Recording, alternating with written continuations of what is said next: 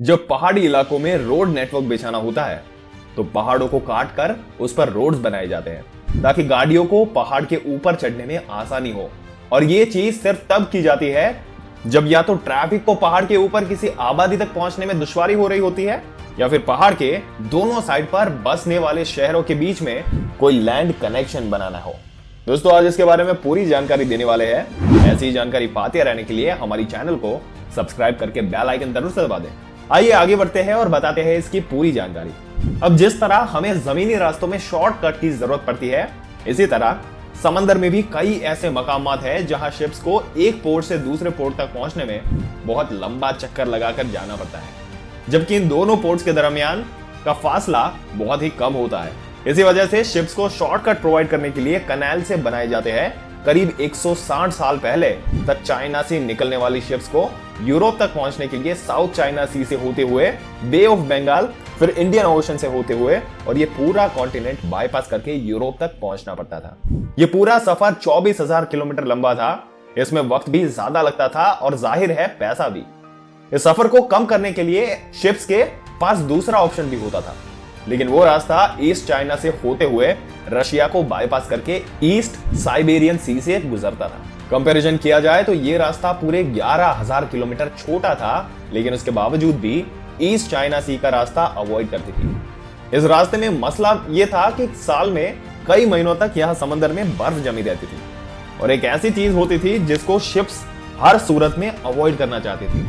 अब इस मसले को हल करने के लिए और समंदर में शॉर्टकट बनाने के लिए 1859 में बनाया गया 150 किलोमीटर लंबे इस कैनाल ने अरेबियन को बड़ी आसानी से मेडिटेरियन सी से जा मिलाया और जो सफर अफ्रीकन कॉन्टिनेंट से घूमकर 24,000 किलोमीटर में तय किया जाता था, वो इस कैनाल से 13,000 किलोमीटर में पूरा किया जाने लगा। इस कैनाल की कामयाबी देखकर अमेरिकन शिपिंग कंपनीज को भी इसकी किस्म के रूट जरूरत महसूस होने लगी, क्योंकि ईस्ट अमेरिका से वेस्ट अमेरिका, जहां फिर वेस्ट अमेरिका से यूरोप जाने के लिए शिप्स को साउथ अमेरिका कॉन्टिनेंट से घूमकर जाना पड़ता था।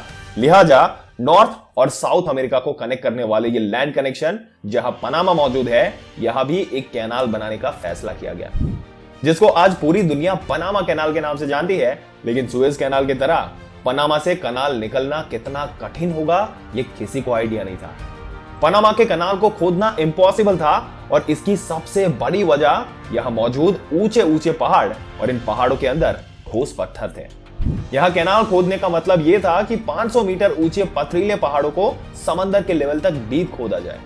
अभी काम स्टार्ट हुए चंद साल ही गुजरे थे कि मच्छरों को काटने से वर्कर्स में एक अजीब बीमारी फूट पड़ी। ये बीमारी इतनी खतरनाक थी कि एक एक करके वर्कर्स की मौत होने लगी और मामला आखिरकार इस हद तक पहुंच गया कि 5,600 वर्कर्स इस बीमारी की लपेट में आकर अपनी जान से हाथ धो बैठे। दोस्तों, फ्रेंच कंपनी ने बैंकक्रप्ट होकर प्रोजेक्ट को छोड़कर उल्टे पांव भाग निकली। 1904 में अमेरिकन जब यहां आए तो उन्होंने पनामा कैनाल की इंपॉर्टेंस को समझते हुए एक बार फिर से इस प्रोजेक्ट को कंप्लीट करने की कोशिश की। अमेरिकन जान चुके थे कि पहाड़ को खोदना एक बहुत ही इम्प्रैक्टिकल और बेवकूफाना सोच है। लिहाजा पहाड़ और सी लेवल का ये फर्क पूरा करने के लिए यहाँ एक आर्टिफिशियल लेक बनाई गई। इस लेक के एक हिस्से से कैनाल खोदकर अटलांटिक ओशन तक लाया गया, जबकि दूसरा हिस्सा पैसिफिक ओशन तक पहुंच गया। अब आप सोच रहे होंगे कि ये कैसा पागलपन है। आखिर शिप कोई गाड़ी या ट्रक थोड़ी है कि वो किसी पहाड़ पर चढ़ जाएगी। शिप्स को हकीकत में यहाँ चढ़ाया जाता था और फिर वापस उतारा भी जाता था।